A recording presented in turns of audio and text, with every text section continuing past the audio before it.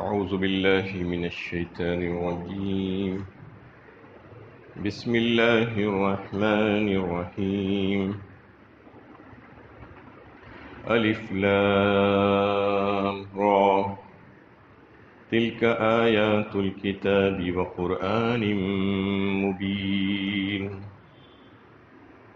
الف لام را، یہ آیتیں ہیں روشن کتاب قرآن کی. سب سے پہلے الف لام را، یہ حروف مقطعات جسے کاٹ کاٹ کر پڑھا جائے گا، ایک ساتھ نہیں پڑھا جاتا ہے. ایسے الفاظ اس سے پہلے بھی دیگر صورتوں میں آ چکے ہیں. اس کے معنی اور مطلب اللہ تعالیٰ نے نہیں بتائے ہیں، اس لیے اس کے پیچھے اس کی کھوج کر کے وقت ضائع نہیں کرنا چاہیے. فرمایا گیا کہ تلک آیات الکتاب، یہ آیتیں ہیں کتاب کی.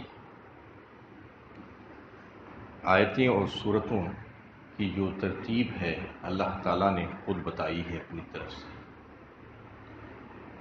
جب وحی نازل ہوتی تو نبی صلی اللہ علیہ وسلم کو یہ بھی بتا دیا جاتا کہ یہ آیتیں کہاں پر، کن آیتوں کے بعد ہو یا کن آیتوں سے پہلے رکھی جائیں گی اور کن صورت پہ رکھی جائے گی. یہ اللہ تعالیٰ کی ترتیب ہے، اس کو کوئی بدل نہیں سکتا. اور ایک لفظ آیا ہے اس میں قرآن. قرآن کے لفظی معنی پڑھنے کے ہیں اصل میں. اس کتاب کا یہ وصف ہے، یہ خوبی ہے جو اس کو ظاہر کرتی ہے کہ یہ کتاب بار بار پڑھنے کے لائق ہے، اور یہ کثرت سے پڑھی جانے والی کتاب ہے. دنیا کی سب سے زیادہ کثرت سے پڑھی جانے والی کتاب قرآن ہی ہے. اس سے زیادہ کثرت سے پڑھی جانے والی کوئی کتاب دنیا میں نہیں ہے. اس لیے اس کتاب کا نام قرآن ہے. نزول وحی کا آغاز بھی یہی کہہ کر ہوا تھا کہ اقرا، پڑھ. اور اس کی صفت اللہ تعالیٰ نے بیان فرمائی کہ مبین، یعنی روشن، روشن ہونا، روشن کر دینا، راستے کو روشن کر دینا. قد جاءکم نور و کتاب مبین فرمایا ایک مقام پر. تمہارے پاس آ چکی ہے نور، روشنی اور روشن کتاب. سورہ یوسف میں بھی اللہ تعالیٰ نے ایسے ہی الفاظ کے ساتھ بات شروع کی تھی، الف لام را تلک آیات الکتاب المبین ہی کے ساتھ. تو اصل میں کتاب مبین جو ہے وہ روشن کتاب ہے، کیونکہ اس کی تعلیمات نہایت واضح ہے. اس کی دعوت، اس کے پیش کردہ عقائد، اس کے بیان کیے ہوئے واقعات اور پچھلی امتوں کے حالات، عقائد و احکام، اس کی رہنمائی، اس کے مقصد، غرض، تمام باتیں بالکل صاف صاف بیان ہوئی ہے، بالکل حق ہے. ایک طرف قرآن کی خصوصیت ہے کہ جس بنا پر اس کی باتیں دل و دماغ میں اترتی چلی جاتی ہے، اور دوسری مختلف مذاہب کی وہ کتابوں کی طرح نہیں ہے جیسے وہ الجھی ہوئی باتوں میں لا کر لوگوں کو الجھا دیتے ہیں. قرآن ایسا نہیں ہے، بالکل واضح ہے، اور اس کی ساری باتیں حق ہے، روشن ہے اور روشنی دکھانے والی ہے. اس لیے اس کی صفت مبین فرمایا یہاں پر بھی، سورہ یوسف میں بھی. ربما يود الذين كفروا لو كانوا مسلمین. وہ وقت آئے گا جب یہ کافر تمنا کریں گے کاش وہ مسلم ہوتے. یہ کافر کب تمنا کریں گے؟ اللہ تعالیٰ فرمانے کہ ایک وقت آئے گا جب کافر تمنا کریں گے کہ کاش کہ وہ مسلم ہوتے. بتایا جاتا ہے کہ ایک وقت تو وہ ہوگا جب ان کافروں کو فرشتے جہنم کی آگ دکھا رہے ہوں گے، یا وہ وقت جب ان کو جہنم میں داخل کر دیا جائے گا، یا وہ وقت جب گنہگار مسلمانوں کو ایک عرصے تک ان کو سزا دے کر جہنم سے نکال لیا جائے گا اور جنت میں داخل کر دیا جائے گا. اس وقت یا وہ وقت جب محشر میں حساب و کتاب ہو کر جزا و سزا کے فیصلے کر دیے جائیں گے اور مسلمان خوشی خوشی جنت میں جا رہے ہوں گے، اس وقت یہ لوگ آرزو اور تمنا کریں گے اور حسرت کریں گے جو یہاں پر کافر ہو کر زندگی گزاری تھی۔ ربما یود الذین کفروا لو کانوا مسلمین، یہ سوچ رہے ہوں گے کہ کاش کہ ہم بھی مسلمان ہوتے تو کیا ہی اچھا ہوتا، آج کیسی نعمتوں میں یہ لوگ جا رہے ہیں۔ یعنی اس وقت وہ محرومی پر اپنی پچھتائیں گے، تمنا کریں گے، آرزو کریں گے، حسرت کریں گے کہ کاش کہ وہ بھی اسلام قبول کر لیے ہوتے۔ لیکن اس وقت ان کی تمنا اور آرزو اور حسرت بے فائدہ ہوگی، کچھ فائدہ نہیں ہوگا ان کو۔ اس میں جو مسلمان کا جو لفظ آیا ہے مسلم، کسے کہتے ہیں مسلم؟ مسلم کہتے ہیں فرما بردار، اطاعت گزار، حکم بردار، بات کو تسلیم کر لینے والا، ماننے والا۔ اللہ تعالیٰ نے جو بھی احکامات آپ صلی اللہ علیہ وسلم کے ذریعے سے ہم تک پہنچائے ہیں، ان تمام پر عمل کرنے والا یہ ہے مسلم۔ مسلم یہ نہیں کہ منمانی زندگی گزارنے والا، مسلم تو وہ ہے جو اپنا سر جھکا دے اور اپنے ہتھیار ڈال دے اور کھڑا ہو جائے، بس جو حکم مجھے ملا ہے میں اس پر عمل کرنے تیار ہوں۔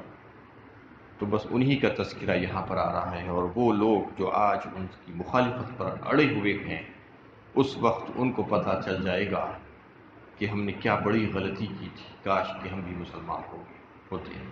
ان الدین عند اللہ الاسلام، فرمایا اللہ تعالیٰ نے، دین تو دین اسلام ہی ہے، اس کے علاوہ کوئی دین اللہ کے ہاں قابل قبول نہیں۔ ومن یبتغی غیر الاسلام دینا فلن یقبل منہ وہو فی الآخرۃ من الخاسرین، فرمایا سورہ آل عمران میں۔ جو دین اسلام کے علاوہ کوئی اور دین کو تلاش کرے اور اس کو پسند کرے تو اللہ تعالیٰ اس کو بالکل بھی قبول نہیں فرمائیں گے، اور وہ آخرت میں خسارہ اٹھانے والوں میں سے ہو جائے گا۔ تو اس میں ان لوگوں کی حسرت کا تذکرہ کیا گیا کہ وہ اس وقت وہ حسرت کریں گے، لیکن وہ حسرت ان کو فائدہ نہیں دے گی۔ قرآن نے یہ بات ٹوک انداز میں لوگوں کے سامنے رکھی ہے تاکہ وہ مذاہب کے چکر سے نکل آئیں اور سیدھے سیدھے اسلام میں داخل ہو جائیں۔ بس آخرت میں نجات کی یہی صورت ہے، اس کے علاوہ اور کوئی صورت ہو ہی نہیں سکتی۔ یہ قرآن چلا چلا کر کہہ رہا ہے کہ آ جاؤ اس میں، اور اللہ کے نبی صلی اللہ علیہ وسلم کی باتوں کو سچا سمجھ کر اس پر یقین کر لو، اس پر عمل کرنے والے ہو جاؤ اور کلمہ پڑھ کر مسلمان ہو جاؤ۔ لیکن آج ہے کہ لوگ اس کے لیے تیار نہیں ہیں، لیکن اس وقت ان کو پتہ چلے گا کہ کاش کہ ہم بھی وہ کر لیے ہوتے تو آج ہمارے لیے کیسا بہترین موقع ہوتا۔ یعنی قرآن جس حق کو پیش کر رہا ہے اس کو سننے اور ماننے کے لیے یہ لوگ آج تیار نہیں ہیں۔ اگلی آیت میں یہ بات بتائی، ذرهم يأكلوا ويتمتعوا ويلههم الأمل فسوف يعلمون، انہیں چھوڑ دو کہ کھائیں پیئیں مزہ کر لیں اور جھوٹی امیدیں انہیں غفلت میں ڈالے رکھے، ان قریب انہیں معلوم ہو جائے گا۔ یعنی وہ آج کافر اور مشرک بات سننا نہیں چاہتے، ماننا نہیں چاہتے، جو بات سن کر ماننے کے لیے تیار نہیں ہے ان کو ان کے حال پر چھوڑ دو۔ یہ دنیا میں کچھ مزے کر لیں، لذتیں حاصل کر لیں، یہاں کے فائدے اٹھا لیں۔ ذرہم یاکلوا ویتمتعوا، فرمایا کھا لیں پی لیں، یعنی انہوں نے تو اپنا مقصد حیات یہی بنا لیا ہے کہ دنیا کی چیزوں کو استعمال کر لیں، کھا لیں پی لیں۔ کلوا وتمتعوا قلیلا انکم مجرمون، فرمایا اللہ تعالیٰ نے ایک مقام پر سورہ مرسلات 29ویں پارے میں، کھا لو اور پی لو، برت لو یہاں کی چیزوں کو، تم مجرم ہو، بہت تھوڑا تم کو حاصل ہوگا، چاہے پوری دنیا مل جائے ان کو تو بھی تھوڑا ہے آخرت کے مقابلے میں۔ لوگ یہ نہ سمجھیں کہ تھوڑا مطلب تھوڑا نہیں، یہاں کا بہت زیادہ بھی اگر ہو جائے، ساری کی ساری دنیا بھی ہو جائے تو وہ خلیل ہی ہے آخرت کے مقابلے میں۔ جو آخرت کی جو نعمتیں ہیں وہ بیش بہا نعمتیں ہیں، نہ ختم ہونے والی نعمتیں ہیں، انتہائی اعلیٰ درجے کی نعمتیں ہیں، وہ اس کے مقابلے میں دنیا کی یہ ساری نعمتیں ایک نمونہ ہیں۔ نمونے کے طور پر اللہ تعالیٰ نے یہاں پر دنیا کو ایک شو روم بنایا ہے۔ شو روم میں کیا کیا جاتا ہے؟ چیزوں کو سیمپلز رکھ کر بتایا جاتا ہے کہ یہ فلاں چیز ایسی ملے گی، بس اس حد تک ہی ہے۔ اس کو سب کچھ سمجھ لیا ہے ان لوگوں نے، بتایا گیا ہے کہ چھوڑ دو ان کو، کھا لیں پی لیں، وہ یہ سمجھ رہے ہیں کہ بس یہاں پر کھانے پینے کے لیے آئے ہیں اور برتنے کے لیے آئے ہیں، ایسا نہیں ہے، بلکہ ان سے سوال و جواب ہوگا متاع قلیل ثم مأواہم جہنم وبئس المہاد، سورہ آل عمران کی آخری آیت میں فرمایا ہے۔ یہ بہت تھوڑا ہے، یعنی یہاں کا جو مزہ ہے اور یہاں کی جو چیزیں ہیں، جو نعمتیں ہیں، جو برت رہے ہیں، وہ متاع جسے کہا ہے، استعمال کر کے پھینک دینے کی چیز کو متاع کہا جاتا ہے۔ جو آج ڈسپوزیبلز جسے کہا جاتا ہے، لے کر اس کو استعمال کیا اور 1 منٹ کے اندر پھینک دیا، بس یہی ہے دنیا کا حال، متاع قلیل ثم مأواہم جہنم فرمایا، اس کے بعد ان کا ٹھکانہ تو جہنم ہے، وبئس المہاد، بہت برا ٹھکانہ ہے وہ۔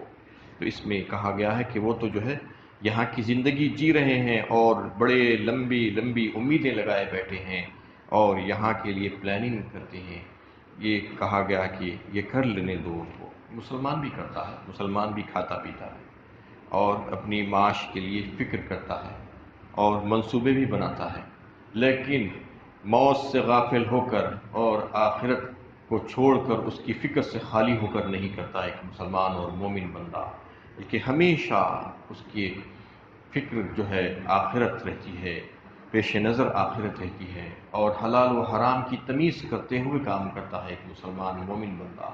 ہمیشہ یہ دیکھتا رہتا ہے کہ میرا رب اس سے راضی ہوتا ہے یا ناراض ہوتا ہے، لیکن ایک کافر اور مشرک یہ نہیں کرتا، اس کو موت کی فکر ہی نہیں ہے، بے فکر ہو کر زندگی گزارتا ہے، اور حساب و کتاب اور آخرت کا اس پر جو ہے اس پر ایمان ہی نہیں، اور جزا و سزا کا یقین نہیں اس کو۔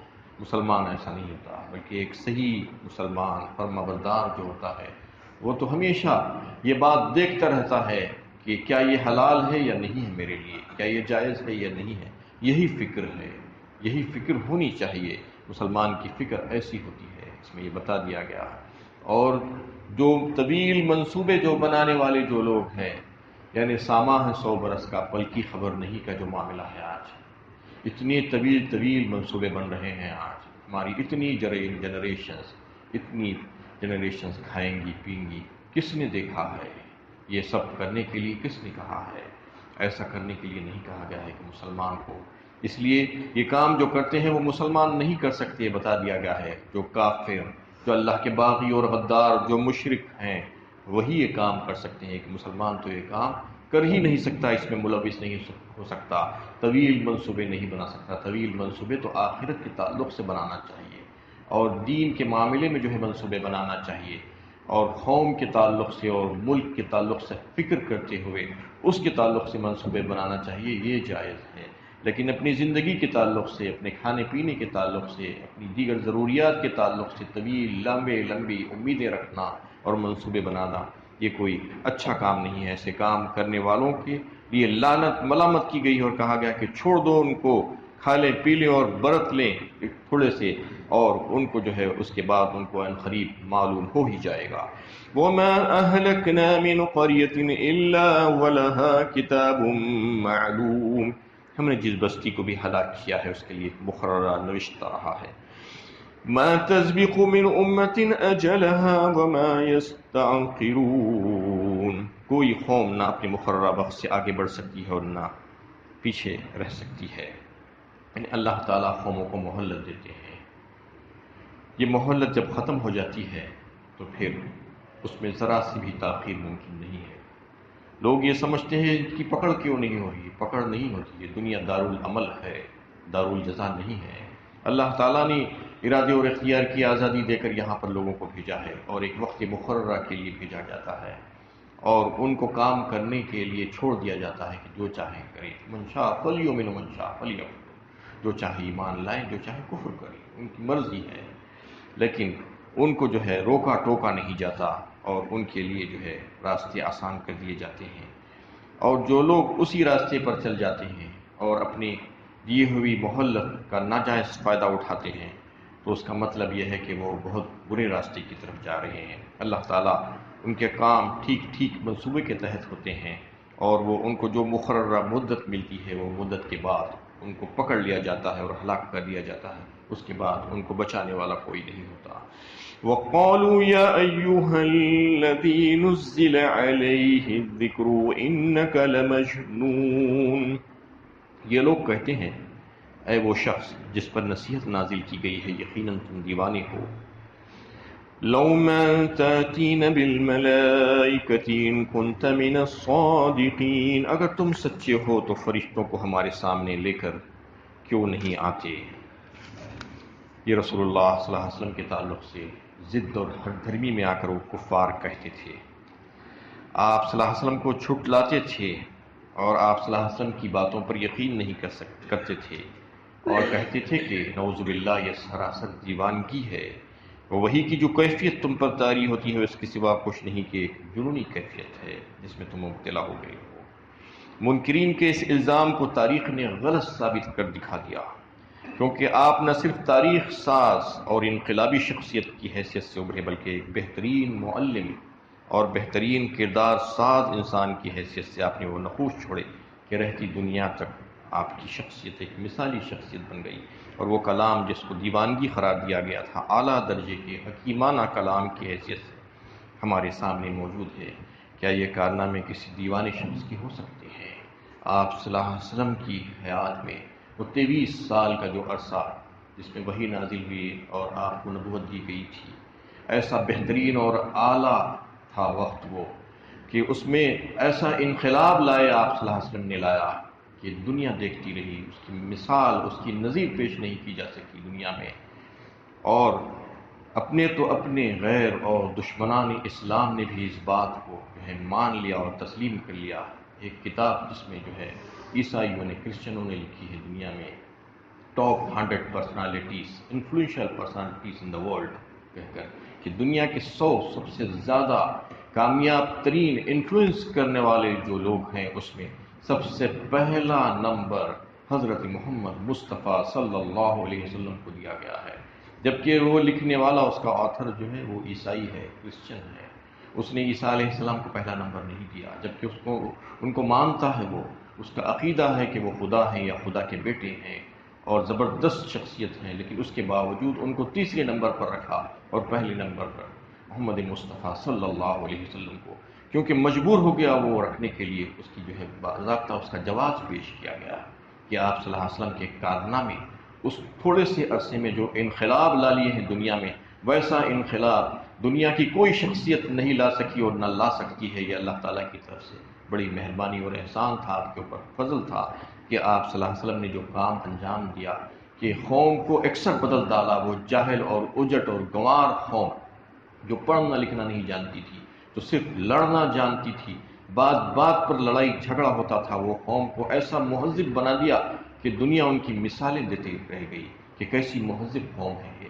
یعنی کوئی اس وقت جو دیکھا تھا اسلام کے آنے سے پہلے، اس کے بعد پھر جب اس قوم کو دیکھا تو سوچنے پر مجبور ہو گیا کہ کیا وہی قوم ہے جس کو ہم نے 23 سال پہلے دیکھا تھا؟ ایسی قوم، ایسا جو ہے ان کے کردار کو بدل ڈالا اللہ کے نبی صلی اللہ علیہ وسلم نے۔ تو آپ صلی اللہ علیہ وسلم کے تعلق سے کوئی احمق اگر یہ کہتا ہے کہ یہ دیوانگی ہے، یہ جنون ہے، تو وہ خود جنونی ہے، وہ خود دیوانہ ہے کہ آپ صلی اللہ علیہ وسلم نے تو ایسے ایسے کارنامے انجام دیے ہیں کہ دنیا کی کوئی شخصیت وہ کارنامہ انجام نہیں دے سکتی۔